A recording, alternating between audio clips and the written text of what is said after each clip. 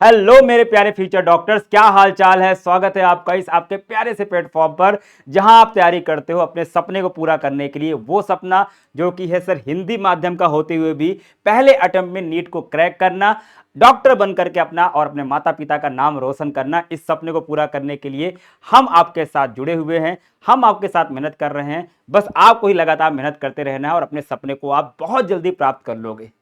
साथियों, मैं आपके जैसे बहुत से छोटे भाई बहनों से लगातार मिलता रहता हूं। उनका एक ही प्रश्न हमेशा उनके मन में रहता है कि भैया हमें यह बताइए कि नीट अगर हमको हिंदी माध्यम से क्रैक करना है तो हम उन किन किताबों को हम पढ़ाई करें। वे कौन से रिसोर्सेज हैं जिसको हम यूज कर लें जिससे कि हमारा जो सपना है वो पूरा हो जाए। जैसा कि आप लोग सभी जानते हो कि नीट में हिंदी माध्यम के रिसोर्सेज इंग्लिश माध्यम की तुलना में बहुत कम है। तो ऐसे में आपको एक कंफ्यूजन बनना बहुत ही स्वाभाविक है, लेकिन आपको चिंता नहीं करना है। आप आ गए अपने केडी भैया के पास, क्योंकि आपके केडी भैया आज आपको बताएंगे कि वो कौन सी ऐसी किताबें हैं जिनको पढ़ करके, जिनका इस्तेमाल करके आप अपने नीट की जर्नी को स्टार्ट कर सकते हो, आप अपने नीट को क्रैक करने का सपने को पूरा कर सकते हो। तो विदाउट वेस्टिंग एनी टाइम आओ पढ़ते हैं बच्चों, आओ समझते हैं क्या कि नीट बायोलॉजी के हिंदी मीडियम की कौन कौन सी वो बुक्स हैं, कौन कौन सी किताबें हैं जिसका प्रयोग करके आप अपने सपने को पूरा कर सकते हो।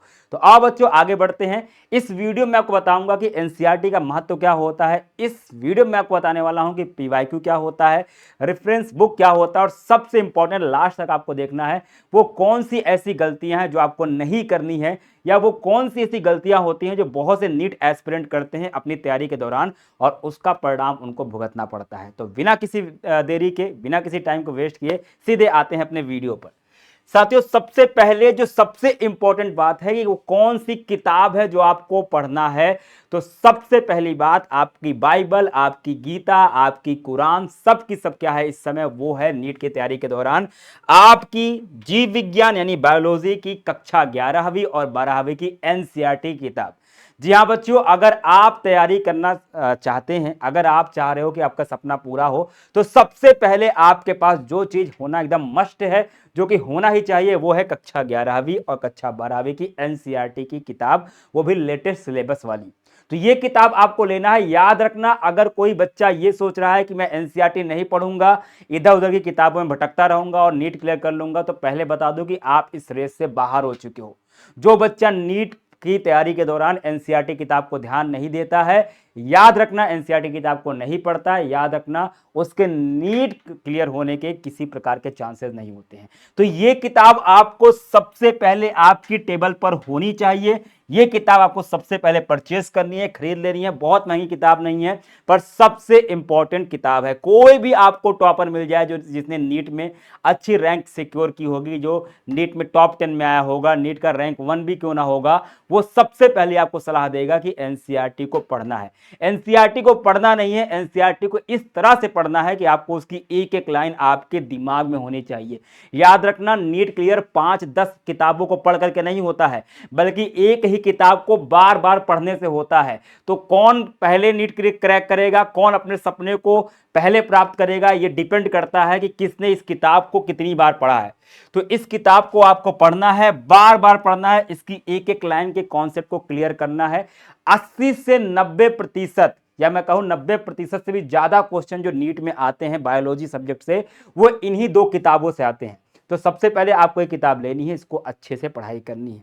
और पढ़ाई इन द सेंस, आपको उसकी एक एक लाइन को समझना है, उसमें जितने क्वेश्चन दिए रहते हैं। इस किताब की खूबसूरती यह है कि इसमें बहुत सारे क्वेश्चन दिए रहते हैं, कॉन्सेप्ट के दौरान ही क्वेश्चन दिए रहते हैं, चैप्टर खत्म होने के बाद क्वेश्चन दिए रहते हैं। उन क्वेश्चन को भी पढ़ना है, उनको सॉल्व करने का प्रयास करना है और इसके सारे के सारे कॉन्सेप्ट को पढ़ना है। तो पहली चीज जो सबसे इंपॉर्टेंट टेक्स्ट बुक है वो होनी चाहिए आपकी, ये है एनसीईआरटी। ठीक, तो एनसीईआरटी होना आपके लिए सबसे इंपॉर्टेंट है। दूसरा, एनसीईआरटी अगर आपने अच्छे से कमांड कर ली है, एनसीईआरटी अच्छे से पढ़ ली है, तो आप यूज कर सकते हो, मैं बोल रहा हूं ना, जरूरी नहीं है, आप यूज कर सकते हो रेफरेंस बुक। रेफरेंस बुक क्या होती है? देखो, रेफरेंस बुक की अगर हम बात करें, आपने सुना होगा कि बायो की रेफरेंस बुक है, केमिस्ट्री की रेफरेंस बुक है। एक्चुअल में वो ऐसी किताब होती है रेफरेंस बुक जो नीट को ही थोड़ा नीट बोल दिया, एनसीईआरटी किताब को थोड़ा सा और एक्सप्लेन करती है। बहुत सारे पब्लिकेशंस जो होते हैं वो रेफरेंस बुक को पब्लिश करते हैं, जो कि एनसीईआरटी पर आधारित ही होती है। तो आप कहीं भी मार्केट में जाकर के अगर आप चाहो तो, वैसे ये इनफ है, लेकिन अगर आपको लगता है कि आपने अच्छा खासा कमांड कर लिया है एनसीईआरटी पर, मैं थोड़ा सा और लेवल अप करना चाहता हूं, थोड़ा और व्यवस्थित ढंग से जाना चाहता हूं, तो आप क्या करो, एक रेफरेंस बुक खरीद सकते हो। ये रेफरेंस बुक किसी भी पब्लिकेशन की हो सकती है, मैं किसी को भी रिकमेंड नहीं करूंगा कि ये ले लो वो ले लो, सारी बुक अच्छी होती हैं, आप किसी भी पब्लिकेशन की रेफरेंस बुक खरीद सकते हो। जी हाँ, हिंदी मीडियम में आते हैं, एमटीजी की आती है, अरिहंत की आती है, तो आप जाकर के इसको खरीद सकते हो। लेकिन अगेन मैं कह रहा हूं, एनसीईआरटी पढ़ने के बाद, एनसीईआरटी अच्छे से कमांड होने के बाद, तो पहले तो ये 2 किताबें आपके पास होनी चाहिए, एक किताब तो ये तो जरूर होनी चाहिए। इसके अलावा दूसरी बात यह है कि इसको करने के अलावा आपको चाहिए एमसीक्यू प्रैक्टिस की किताबें। याद रखना, बच्चे एक बहुत बड़ी गलती करते हैं, पढ़ते खूब हैं, दिन रात पढ़ रहे हैं, 12-12 घंटे पढ़ रहे हैं, 18-18 घंटे पढ़ रहे हैं, लेकिन सबसे बड़ी गलती कर रहे हैं, क्वेश्चन प्रैक्टिस नहीं कर रहे हैं। और जब क्वेश्चन आता है उनके सामने नीट एग्जाम में, तब वो ब्लैंक हो जाते हैं। सब पढ़ा है लेकिन उनको याद ही नहीं आ रहा है। क्यों नहीं आ रहा है? क्योंकि उन्होंने क्वेश्चन प्रैक्टिस नहीं की। तो जो दूसरी सबसे इंपॉर्टेंट किताब है जो आपके पास होनी ही चाहिए, वो है पीवाईक्यू बुक्स। पीवाईक्यू बुक्स क्या होती हैं? कुछ ऐसी किताबें होती हैं जिसमें प्रीवियस ईयर्स के जितने भी क्वेश्चन आए हैं इस मेडिकल प्रवेश परीक्षा में, उसके सारे क्वेश्चन होते हैं, विथ आंसर होते हैं, विथ सॉल्यूशन होते हैं। और बहुत सी ऐसी किताबें होती हैं जो सॉल्यूशन के साथ साथ उसका कॉन्सेप्ट भी समझाती हैं, तो वो किताब आपके पास होना चाहिए। जैसे मैं यहां पे एग्जांपल के तौर पे लाया हूं, जो बहुत फेमस किताब है वो है एमटीजी की NCERT at your finger tips, Hindi medium में आती है। ये बहुत प्यारी किताब है। इसके अलावा आप कोई दूसरा पब्लिकेशन चाहते हो, तो जैसे यहां पे देख रहे हो, यहां पे एररलेस है आपके पास, एररलेस नीट का आता है। ये भी जीव विज्ञान का चैप्टर वाइज और टॉपिक वाइज क्या होते हैं, इसमें क्वेश्चन होते हैं।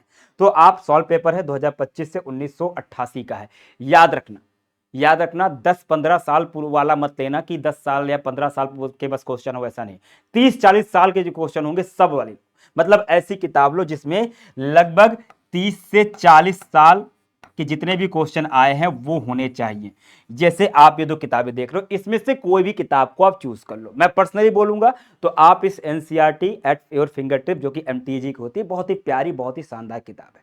इसको सॉल्व करने का क्या फायदा है? फायदा नंबर 1 ये है कि आपको प्रीवियस ईयर क्वेश्चन मिलते हैं, और बहुत सारे समय देखा गया है कि नीट में प्रीवियस ईयर क्वेश्चन रिपीट होते हैं। हो सकता है उनके क्वेश्चन का तरीका थोड़ा सा घुमा दे, थोड़ा सा आगे पीछे कर दे, लेकिन क्वेश्चन रिपीट होते हैं। दूसरी बात, आप जब इसको पढ़ोगे तो आपको समझ में आएगा कि क्वेश्चन का पैटर्न कैसे है, किस तरह के क्वेश्चन एनटीए आपसे पूछ रहा है। तीसरा चीज, जब आप इस पूरी किताब को पढ़ोगे तो आपको पता चलेगा कि किस कॉन्सेप्ट पर, किस टॉपिक पर सबसे ज्यादा फोकस कर रहा है एनटीए। आपका खुद की समझ डेवलप होगी। टीचर्स बताते हैं, हमेशा आपको बताते रहेंगे, लेकिन जब आप पढ़ोगे, आप इसको सॉल्व करने का प्रयास करोगे, अपना दिमाग लगाओगे, तो आपको लगेगा अरे यार, ये क्वेश्चन तो मैंने बार बार लगाए हैं, इस टॉपिक से तो बहुत बार क्वेश्चन पूछा गया, मतलब ये टॉपिक बहुत बहुत इंपॉर्टेंट है। ये समझ आपके अंदर विकसित होगी। तो ये बहुत इंपॉर्टेंट 2 किताबें हैं, ये किताबें होना ही होना चाहिए। एनसीईआरटी मस्ट है, मस्ट है, इससे इंपॉर्टेंट कोई किताब है ही नहीं। एनसीईआरटी आपके पास होनी चाहिए। एनसीईआरटी अगर आपने अच्छे से पढ़ लिया तो आप चाहो तो, वो ऑप्शनल है, आप रेफरेंस बुक खरीद सकते हो। और दूसरी जो चीज आपके पास होनी चाहिए वो है आपकी पीवाईक्यू बुक्स। इसको जितनी आप प्रैक्टिस कर लो उतना बेहतर है। मेरी क्या यहां पर भूमिका रहेगी, मैं पूरी कोशिश कर रहा हूं कि आपको NCERT line to line explain करूं, सारे कॉन्सेप्ट क्लियर करूं। मेरी एक कोशिश रहेगी, अगेन कोशिश रहेगी। मैं अभी आप कहोगे कि सर एक दिन के अंदर लेते आओ, तो वो पॉसिबल नहीं। आप जानते हो एक दिन में आप इसको पढ़ भी नहीं सकते हो, और ना ही कोई टीचर पढ़ा सकता है कि मैं इन किताबों के भी जितने क्वेश्चन उनको सॉल्व कराने का प्रयास करूं इसी चैनल पर, ठीक है। तो वो मेरी गारंटी है, वो मेरी कोशिश रहेगी, लेकिन आपका यहां पर योगदान ज्यादा है, आपको मेहनत करनी पड़ेगी, ठीक है। उसके अलावा अगर हम आगे बात करें कि कौन कौन सी ऐसी गलतियां हैं जो बच्चे करते हैं, लेकिन उसने आने से पहले एक बात और सुन लो, ये इतनी किताबें आपकी बहुत इनफ है। अगर आपको कुछ और चाहिए, सर कोई ऐसी चीज जो हम और पढ़ना चाहें, देखो टू बी ऑनेस्ट, अगर आप किसी ऑफलाइन कोचिंग में जाते हैं नीट की तैयारी करने के लिए, या फिर आप ऑनलाइन कोचिंग कहीं पे ज्वाइन किए हैं नीट की तैयारी करने के लिए, तो इसमें कोई बुराई नहीं है, हर जगह शिक्षक पढ़ाते हैं। तो जब कोई ऑनलाइन या ऑफलाइन कोचिंग आप जाते हो तो वहां पे आपको वो कोचिंग संस्थान प्रोवाइड करता है कुछ क्वेश्चन बैंक, और वो प्रोवाइड करता है आपको मॉड्यूल्स। मॉड्यूल्स क्या होते हैं? यही पूरे के पूरे एनसीईआरटी का निचोड़ रहता है, एनसीईआरटी कॉन्सेप्ट रहते हैं, वही बहुत प्यारे होते हैं। अलग अलग कोचिंग होती हैं, जैसे कि एलन हो गया, आकाश हो गया, जो कि नीट की तैयारी करते हैं, उनके मॉड्यूल बड़े शानदार होते हैं। अगर आप वहां पे तैयारी कर रहे हो या आपने किसी से वो मॉड्यूल्स लिए हैं, तो वही बड़े अच्छे होते हैं, उनको पढ़ना है। मैं ऐसे बहुत से बच्चों को जानता हूं जिन्होंने उन मॉड्यूल्स को कभी पढ़ा ही नहीं, कंप्लीट ही नहीं किया, बस लेके बैठ जाते हैं। ऐसा नहीं करना। जो किताबें आपको दी जा रही हैं उसको आपको पढ़ना है, जो क्वेश्चन आंसर आपको प्रोवाइड कराया जा रहे हैं आपको उसको सॉल्व करना है। जो जितनी ज़्यादा मेहनत करेगा, जो जितनी बार पढ़ेगा, उसके चांस ज़्यादा होंगे पहली बार में नीट क्रैक करने के, उसके चांस ज़्यादा होंगे सबसे बेहतरीन गवर्नमेंट मेडिकल कॉलेज में जाने के। ठीक है, तो मेहनत से नहीं कतराना है, इन किताबों को ध्यान रखना है। अगर आप कहीं पे कोचिंग कर रहे हैं तो कोचिंग के जो मॉड्यूल्स हैं, ठीक है, ठीक, जो कोचिंग के मॉड्यूल्स होते हैं आप उनका भी क्या कर सकते हैं, यूज़ कर सकते हैं, कोई दिक्कत नहीं है, बहुत अच्छे होते हैं। ठीक, कोई भी कोचिंग संस्थान जो है वो खराब प्रोवाइड नहीं करता है। ठीक है, तो कोचिंग के जो मॉड्यूल्स हैं उसको आप क्या कर सकते हैं, यूज कर सकते हैं। ठीक है, इतनी चीजें आपके इनफ है, मोर देन इनफ है जीव विज्ञान में 360 नंबर को सिक्योर करने के लिए। ठीक है, अब आ जाओ एक और इंपॉर्टेंट बात करते हैं कि नीट की तैयारी के दौरान बच्चे क्या गलती करते हैं। सबसे बड़ी गलती करते हैं, सबसे बड़ी गलती करते हैं कि वो एनसीईआरटी स्किप कर देते हैं। सोचते यार एनसीईआरटी क्या है यार, इतना अच्छा पढ़ा तो रहे हैं हमारे कोचिंग वाले, हम उसको क्या कर रहे हैं, बस पढ़ लेंगे हो जाएगा काम। नहीं, बार बार बोल रहा हूं, एनसीईआरटी से बेहतरीन कोई किताब है ही नहीं आपके पास। एनसीईआरटी कितनी बार आपने पढ़ी है यही डिपेंड करेगा, यही डिसाइड करेगा आपका फ्यूचर। तो एनसीईआरटी को पढ़ो, बार बार पढ़ो, एक एक कॉन्सेप्ट को पढ़ो। ठीक है, बहुत सारे रिसोर्स, बहुत सी बुक खरीद लेते हैं बच्चे, क्या करते हैं जोश जोश में बहुत सी किताब खरीद लेते हैं, बहुत सी किताब, ये किताब ले लिया उस पब्लिकेशन के लिए। नहीं लेना है यार, बहुत सी किताब पढ़ना यहां पे आपका गोल नहीं है।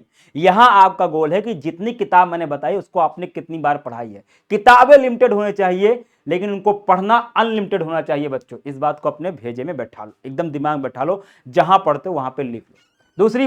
दूसरी बात जो आप गलती करते हो यहां पे, एक बहुत बड़ी गलती करते हो, वो ये है कि जब भी आप इसकी तैयारी करते हो वो प्रैक्टिस की कमी कर देते हो। आप क्या करते हो, आप अभ्यास नहीं करते हो। खूब पढ़ लिया, खूब पढ़ रहे हो दिन रात, अभ्यास नहीं करते हो, ये सबसे बड़ी गलती है। आपको जितना पढ़ना है, आपने एक कॉन्सेप्ट पढ़ लिया, आपने एक टॉपिक पढ़ लिया, उठाओ पीवाईक्यू, उसको सॉल्व करना शुरू करो, पीवाईक्यू को सॉल्व करना शुरू करो। देखो तो कि तुमसे जो कॉन्सेप्ट पढ़ा उससे क्वेश्चन बन भी रहे हैं कि नहीं। अगर नहीं बन रहे हैं तो उस कॉन्सेप्ट को और तगड़ा करो, बार बार करो। तो पढ़ना एक अलग चीज है, उसके क्वेश्चन तैयार करना वो सबसे इंपॉर्टेंट चीज है। तो ये करना है, अभ्यास करना है, लगातार करना है। और क्या गलती कर देते हैं बच्चे, और एक गलती ये कर देते हैं कि वो रोज क्या करते हैं, रोज अपना स्ट्रेटजी बदलते हैं।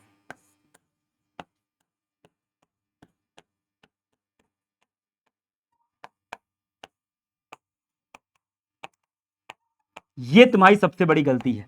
ठीक है, आज किसी का वीडियो देख लिया, अच्छा उस भैया ने ऐसा कहा है अब मैं ऐसा पढ़ूंगा। आज भैया पता लगा दूसरे वीडियो देख लिया, नहीं नहीं वो स्ट्रेटजी गलत है, हमारी स्ट्रेटजी बहुत अच्छी है, आप उसको छोड़ करके इस पर आ गए। फिर किसी और का पढ़ लिया, सुन लिया मोटिवेशनल, अच्छा नहीं नहीं उस भैया ने कहा है, उस टीचर ने कहा है कि भैया ऐसे पढ़ा करो, ना ना अब तक मैं गलत पढ़ रहा था, अब मैं ऐसे पढ़ूंगा। ये नहीं करना है यार। रोज रोज भैया आप स्ट्रेटजी बदलोगे तो आप पढ़ोगे कब। आपको यहां पे मोटिवेशन की बहुत ज्यादा जरूरत नहीं है। आपको जो चीज की जरूरत है वो है कंसिस्टेंसी। आपको मोटिवेशन चाहिए ही नहीं, आपको तो निरंतरता चाहिए, बस डिसिप्लिन रहो। दो चीज करना है, कोई स्ट्रेटजी, किसी से कुछ गाइडेंस, मोटिवेशन की क्या जरूरत है। सीधी सी बात है, एनसीईआरटी है, बार बार पढ़नी है, बार बार पढ़नी है। आप कहीं से पढ़ रहे हो, कोई ऑनलाइन शिक्षक पढ़ा रहा है आपको, कोई भी ऑफलाइन शिक्षक पढ़ा रहा है आपको, बस एनसीईआरटी पढ़नी है, बार बार पढ़नी है, इसकी रीडिंग लगानी, इसके कॉन्सेप्ट समझने, इसके क्वेश्चन आंसर करने हैं, एमसीक्यू क्वेश्चन प्रैक्टिस करनी है। इतना ही तो आपको काम करना है। और एक और चीज, एक आप गलती करते हो, एक गलती करते हो जो कि कभी नहीं करना है, वो है नोट्स ना बनाना। नोट्स ना बनाना। आप नोट्स नहीं बना रहे हो, बस पढ़े जा रहे हो, सोच रहे हो कि बस मेरे दिमाग में सब आ गया सर, मुझे याद आ गया, अब मुझे कुछ नहीं करना। अरे अगर नोट्स नहीं बनाओगे तो अंतिम टाइम रिवीजन कैसे करोगे। आपको नोट्स बनाने पड़ेंगे, खुद से नोट्स बनाने पड़ेंगे, खुद से ट्रिक्स बनानी पड़ेगी। आपकी नोट्स ही आपका सबसे बड़ा हथियार होगा। तो सिंपल सी बात है, कुछ भी इसमें कठिन नहीं है, चीजें सरल हैं, बस मेहनत मांग रही हैं। एनसीईआरटी को पढ़ो, स्किप नहीं करना है। बहुत सी किताब नहीं लेना है, जितनी किताब बताई उतनी किताब ले लो, उसी को बार बार पढ़ो।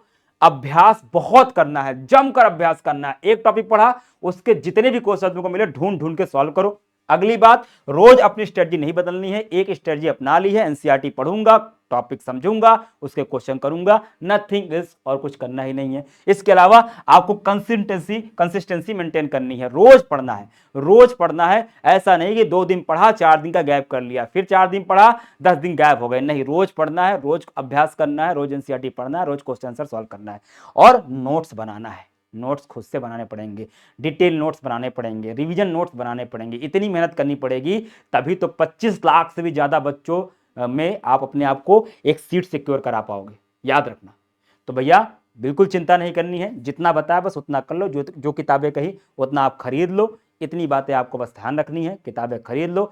तैयारी आपको मैं शुरू कराने वाला हूं, एनसीईआरटी लाइन टू लाइन बताने वाला हूं, क्वेश्चन एमसीक्यूज में कराने वाला हूं, आप भी खुद से पढ़ना शुरू कर दीजिए। और मेरा ये मानना है कि आपके अंदर बहुत पोटेंशियल है, आपके अंदर बहुत आग है, आपके अंदर बहुत जोश जुनून है, आपके अंदर मेहनत करने का पूरा जज्बा है।